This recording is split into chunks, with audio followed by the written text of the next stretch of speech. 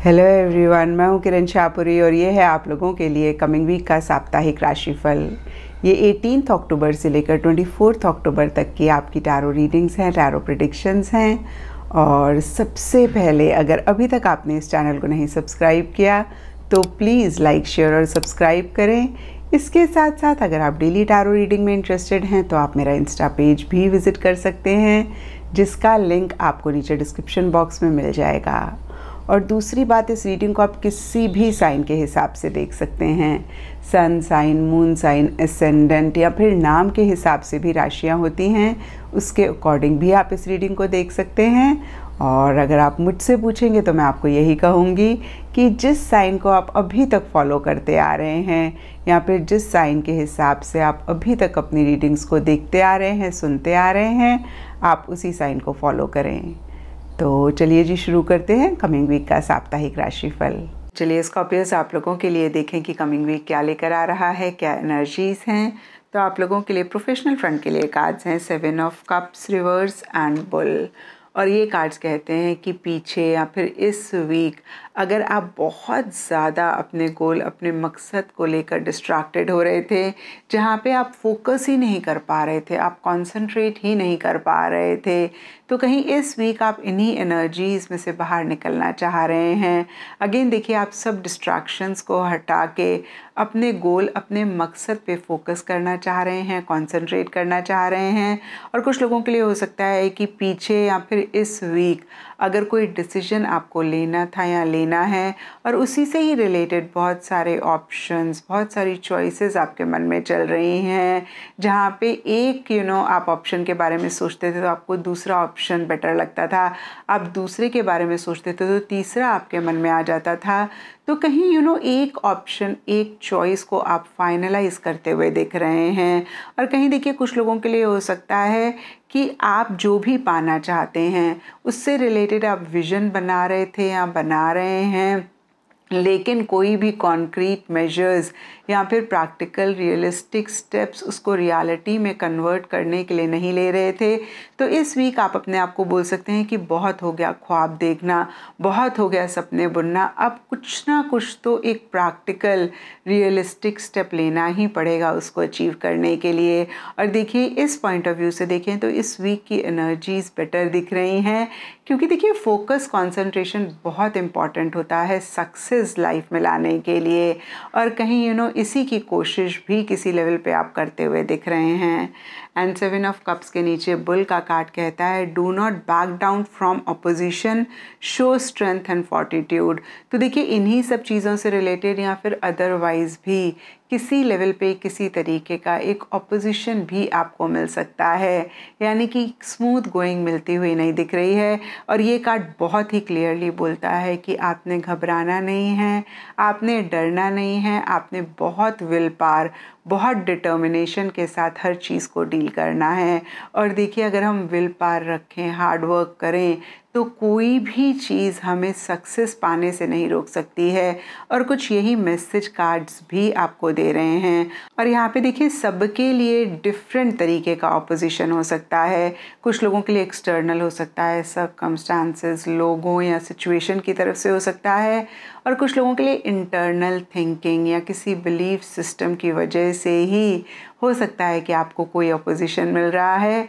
तो जो भी हो स्कॉर्पियोज, आपने इस अपोजिशन को ओवरकम करना है और बहुत बोल्डली, बहुत करेजियसली आपने चीज़ों को फेस करना है, डिसीजन लेना है, चॉइसेस को फाइनलाइज करना है। और अगेन मैं कहूँगी, फोकस, कंसंट्रेशन के साथ ही अपने गोल, अपने मकसद की तरफ बढ़ना है। और अगर ऐसा आप कर पाएंगे स्कॉर्पियोज, तो डेफिनेटली देखिए सक्सेस भी आप अपनी लाइफ में ला पाएंगे। इस वीक की एनर्जीज़ को भी आप बहुत अच्छा कर पाएंगे। एंड पर्सनल फ्रंट के लिए आप लोगों के लिए कार्ड्स हैं page of swords and well.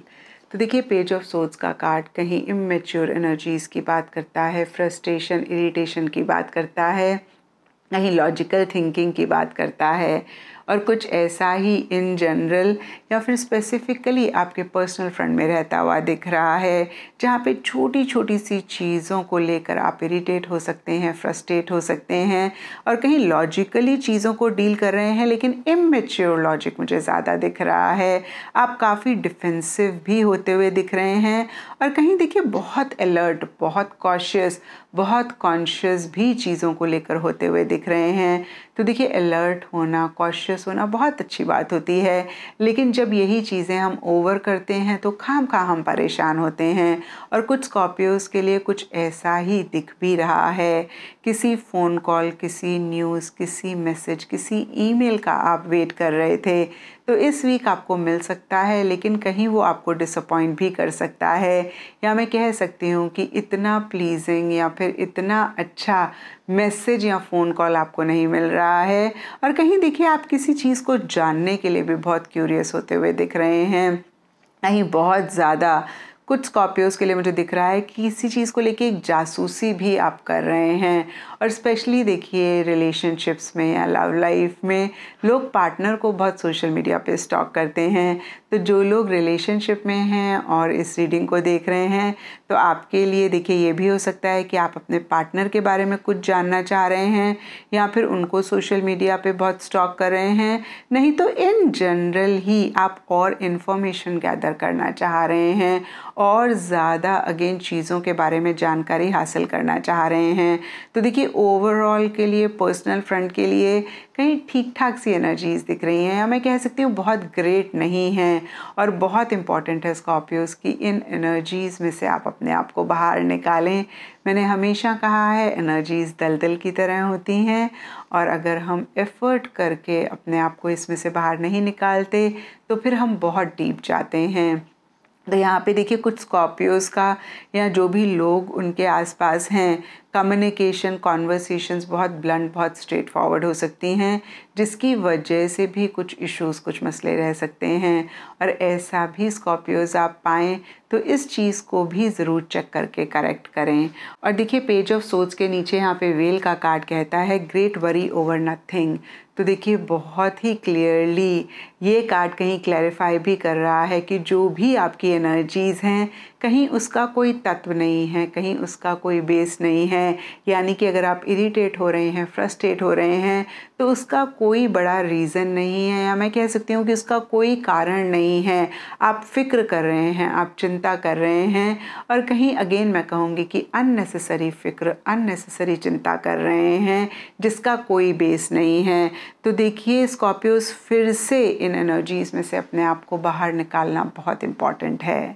And guidance से आप लोगों के लिए कार्ड है ट्रेडिंग, और ये कार्ड कहता है कि इस वीक आपने थोड़ा सा अलर्ट, थोड़ा सा कॉशियस रहना है।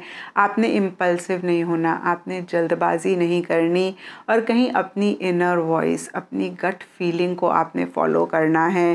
देखिए इस कार्ड में भी लिखा हुआ है self awareness, proceed with caution and sensitivity, correct behaviour. तो देखिए यहाँ पे पेज ऑफ सोर्ड्स का कार्ड कहीं एक इनकरेक्ट बिहेवियर की भी बात करता है, जहाँ पे फिर से मैं कहूँगी कि आपका एटीट्यूड हो सकता है इतना अच्छा ना हो, या फिर से देखिए आपका बिहेवियर इतना अच्छा नहीं है। तो इसको इम्प्रूव करना इस वीक बहुत इम्पॉर्टेंट है।